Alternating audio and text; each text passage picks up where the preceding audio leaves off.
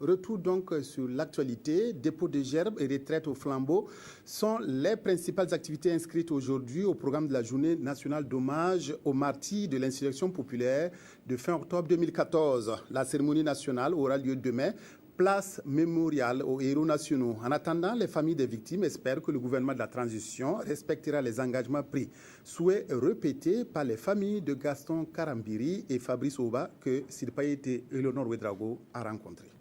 31 ans, Fabrice Oba est tombé le 30 octobre 2014 lors de l'insurrection populaire.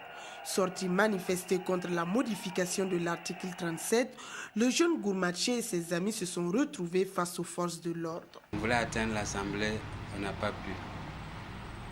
On a fait demi-tour. Maintenant, en cours de route, on nous fait savoir que l'armée est sortie.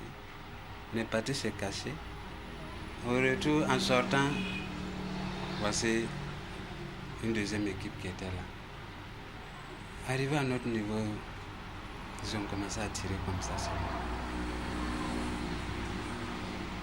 D'ici que je me levais, le Fabrice était déjà mort. Gaston Karambiri, quant à lui, est un fonctionnaire international de retour à Ouagadougou pour 10 jours de congé.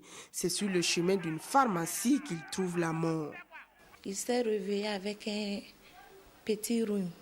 Donc, bon, et on est sortis ensemble sur la moto. On partait à la pharmacie.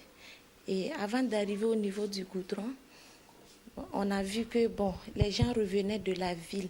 Et je lui ai dit, papa, est-ce qu'on ne va pas retourner à la maison?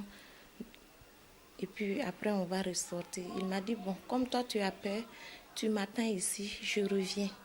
Et c'était comme ça. Il m'a laissé au bord de la voie. Il est parti. Il n'est plus revenu. Plus d'une vingtaine de personnes ont perdu la vie au cours des événements des 30 et 31 octobre dernier. Et la journée du 30 mai retenue pour leur rendre hommage est vue par les familles comme un réconfort.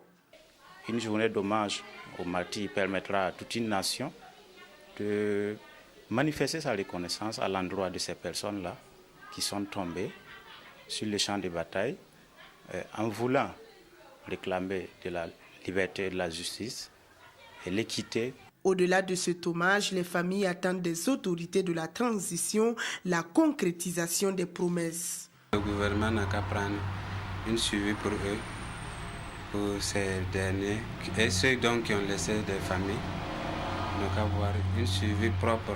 Ils vont faire quelque chose, ça c'est sûr, parce qu'il y a déjà des promesses, nous on les attend.